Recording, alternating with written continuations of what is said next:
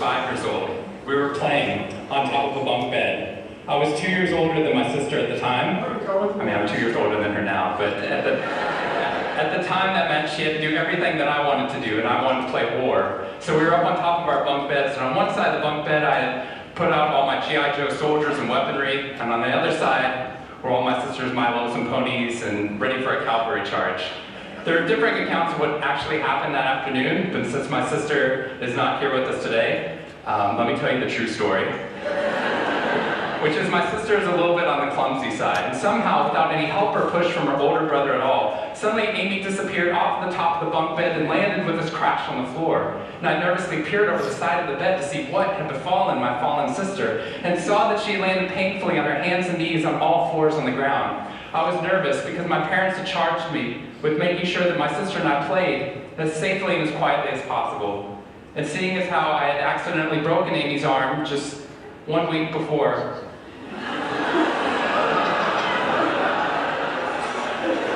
heroically pushing her out of the way of an oncoming imaginary sniper bullet, for which I have yet to be thanked. I was trying as hard as I could.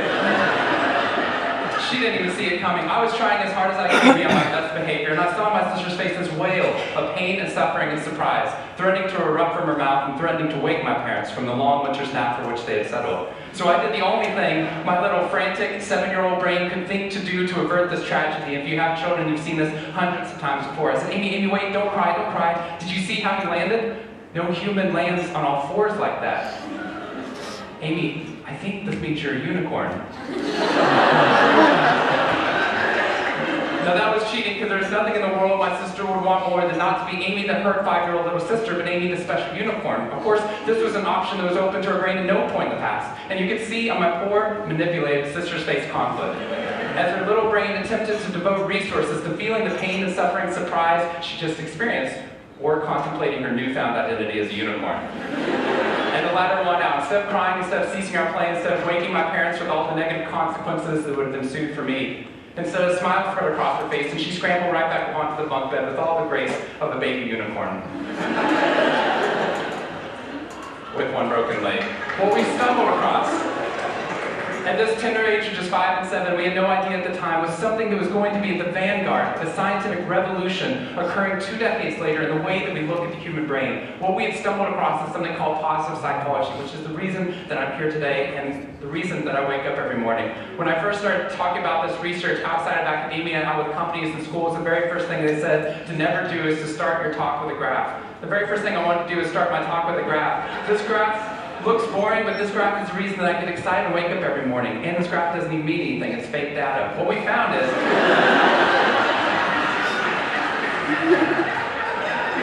if I got this data back sitting you here in the room, I would be thrilled, because there's very clearly a trend that's going on there, and that means that I can get published, which is all that really matters. The fact that there's one weird red dot that's up above the curve, there's one weird in the room, you know who you are, I saw you earlier. That's no problem. That's no problem, as most of you know, because I can just delete that dot. I can delete that dot because that's clearly a measurement error, and we know that's a measurement error because it's messing up my data. So one of the very first things we teach people in economics and statistics and business and psychology courses is how, in a statistically valid way, do we eliminate the weirdos? How do we eliminate the outliers? So that we can find the line of best fit, which is fantastic if I'm trying to find out how many Advil the average person should be taking, too. But if I'm interested in potential, if I'm interested in your potential, or for happiness, or productivity, or energy, or creativity, what we're doing is we're creating the cult of the average with science. If I ask a question like, how fast can a child learn how to read in a classroom? Scientists change the answer to, how fast does the average child learn how to read in that classroom? And then we tailor the class right towards the average. Now, if you fall below the average on this curve, then psychologists get thrilled, because that means you're either depressed, or you have disorder, or hopefully both. We're hoping for both, because our business model is if you come into a therapy session with one problem, we want to make sure you leave knowing you have 10. So you'll keep coming back over and over again. We'll go back into your childhood if necessary, but eventually what we want to do is to make you normal again. But normal is merely average. And what I posit, and what positive psychology posits, is that if we study what is merely average, we will remain merely average. That instead of deleting those positive outliers, what I intentionally do is come into a population like this one and says, why? Why is it that some of you are so high above the curve in terms of your intellectual ability, athletic ability, musical ability, creativity, energy levels, your resiliency in the face of challenge, your sense of humor? Whatever it is, instead of deleting you, what I want to do is study you. Because maybe we can glean information, not just how to move people up to the average, but how we can move the entire average up at our companies and schools worldwide. The reason this graph is important to me is when I turn on the news, it seems like the majority of the information is not positive. In fact, it's negative. Most of it's about murder, corruption, diseases, natural disasters, and very quickly, my brain starts to think that's the accurate ratio of negative to positive in the world. What that's doing is creating something called the medical school syndrome, which if you know people who have been to medical school during the first year of medical training, as you read through a list of all the symptoms and diseases that could happen, suddenly you realize you have all of them. I have a brother-in-law named Bobo, which is a whole other story. Bobo married Amy the unicorn. Bobo called me on the phone from Yale Medical School. From Yale Medical School, and Bobo said, "Sean, I have leprosy." Which even at Yale is extraordinarily rare. But I had no idea how to console poor Bobo because he had just gotten over an entire week of menopause. See, what we're finding is not necessarily the reality that shapes us, but the lens through which your brain views the world that shapes your reality. If we can change the lens, not only can we change your happiness, we can change every single educational and business outcome at the same time. When I applied to Harvard, I applied on a dare. I didn't expect to get in, and my family had no money for college. When I got a military scholarship 2 weeks later, they allowed me to go. Suddenly something that wasn't even a possibility became a reality. When I went there, I assumed everyone else would see it as a privilege as well, that they'd be excited to be there. Even if you're in a classroom full of people smarter than you, you'd be happy just to be in that classroom, which is what I felt. But what I found there is while some people experienced that, when I graduated after my 4 years and then spent the next 8 years living in the dorms with the students, Harvard asked me to. Wasn't that guy. But what happened?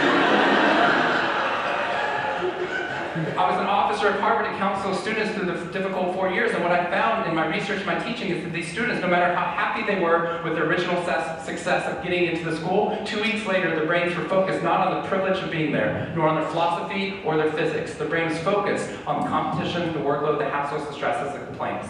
When I first went in there, I walked into the freshman dining hall, which is where my friends from Waco, Texas, which is where I grew up. I know some of you have heard of it. When they come to visit me, they look around, they say, "This freshman dining hall looks like something out of Hogwarts from the movie Harry Potter," which it does. This is Hogwarts from the movie Harry Potter, and that's Harvard. When they see this, they say, "Sean, why do you waste your time studying happiness at Harvard? Seriously, what does a Harvard student possibly have to be unhappy about?" Embedded within that question is the key to understanding the science of happiness. Because what that question assumes is that our external world is predictive of our happiness levels. When in reality, if I know everything about your external world, I can only predict 10% of your long-term happiness. 90% of your long-term happiness is predicted not by the external world, but by the way your brain processes the world. And if we change it, if we change our formula for happiness and success, what we can do is change the way that we can then affect reality.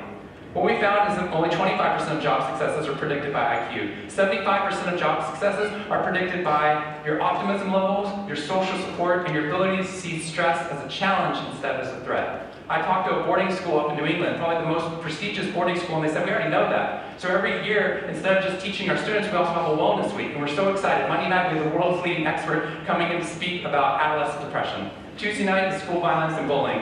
Wednesday night's eating disorders. Thursday night is the illicit drug use. And Friday night, we're trying to decide between risky sex or happiness. I said that's most people's Friday nights.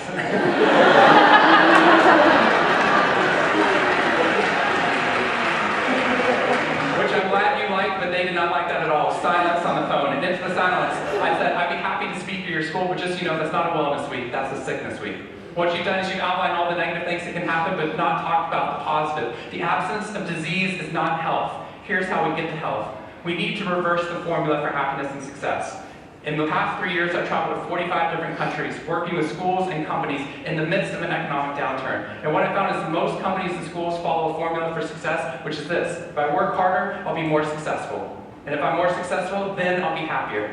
That undergirds most of our parenting styles, our managing styles, the way that we motivate our behavior, and the problem is it's scientifically broken and backwards for 2 reasons. First, every time your brain has a success, you just change the goalpost of what success looked like.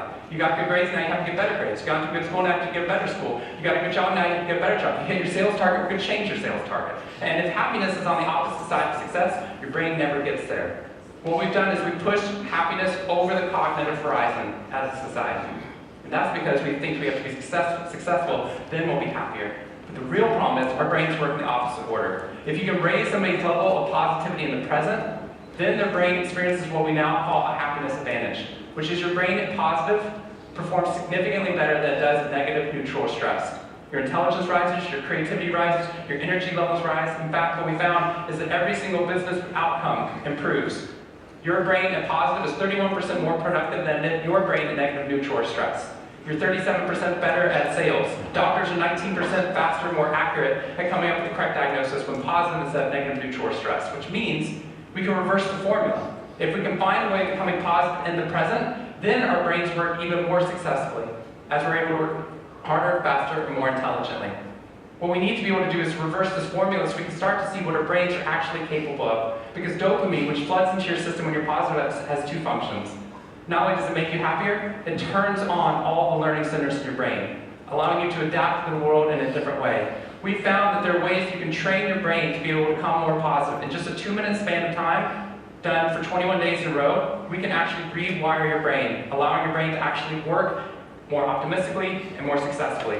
We've done these things in research now in every single company that I work with, getting them to write down 3 new things that they're grateful for 21 days in a row, 3 new things each day, and at the end of it, their brain starts to retain a pattern of scanning the world not for the negative, but for the positive first. Journaling about one positive experience you've had over the past 24 hours allows your brain to relive it. Exercise teaches your brain your behavior matters. We find that meditation allows your brain to get over the cultural ADHD that we've been creating by trying to do multiple tasks at once, and allows our brains to focus on the task at hand. And finally, random acts of kindness or conscious acts of kindness. We get people, when they open up their inbox, to write one positive email praising or thanking somebody in their social support network. And by doing these activities, and by training your brain, just like we train our bodies, what we found is we can reverse the formula for happiness and success, and in doing so, not only create ripples of positivity, but create a real revolution.